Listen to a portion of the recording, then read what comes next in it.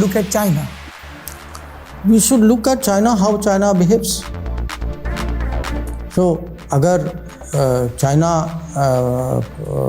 वो तो सर हमारी ज़मीन पे कब्जा किए बैठे हैं 60s से। तो भाई अभी याद आया आपको? ये सवाल तो लगातार नेहरू से लेके आज तक पूछा ही जा रहा है, संसद में पूछा जा रहा है। So the point is that आपको उसकी तैयारी करनी चाहिए ना, और and you have to anticipate what they would be like. The way they build their structure 80s onwards. देखिए, अगर आपको चीन का मुकाबला करना है, तुम्हें एक तो बॉर्डर में आपको बॉर्डर इंफ्रास्ट्रक्चर को मजबूत बनाना है। जो पहले जो चलता था, तो अभी पीएम ने सेला टनल का उद्घाटन किया जी, हाँ, it is such a vital life line. You have to ask yourself, यहाँ 1962 में यही युद्ध हुआ था, why is it taken 60 years for you to do it? Because now you have a government doing it, but this should not have been left so long, till so late. Or if you see overall border infrastructure, पहले तो नीति थी कि भाई उसको छोड़ दो, आप छोड़ दोगे हम भी नहीं जाएंगे, कोई नहीं आएगा। But that was not correct, no? Finally we. So today if you see budget, border infrastructure budget 4 गुना बढ़ा है।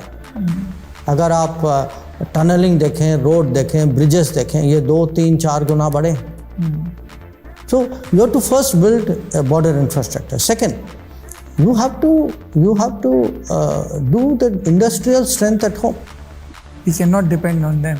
No, you cannot depend. See, until a country like India does its manufacturing, does its industry, does its capability, you have to build the economy at home. Today we are paying the neglect of manufacturing. See, पहले का एक ज़माना था, आपने manufacturing को control कर रखा था लाइसेंस राज के तहत। हाँ, उसके बाद आपने छोड़ तो दिया, पर ग्लोबलाइजेशन के नाम पे you allowed unfair competition to impact them. So today you have to support industry, you have to build the strength. That is why to me border infrastructure and Make in India are both complementary. Make in India is also security and foreign policy implication. आप इसको ये नहीं समझिए कि खाली ये आर्थिक मामला है। You cannot be a strong, secure nation if you do not do your own manufacturing.